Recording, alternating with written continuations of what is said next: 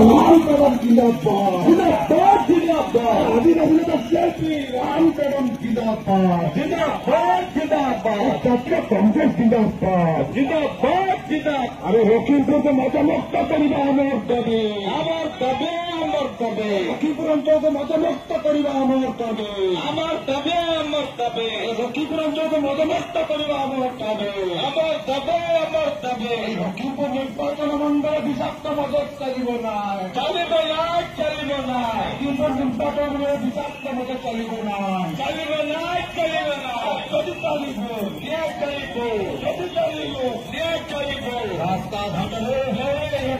রাস্তা ঘাটলে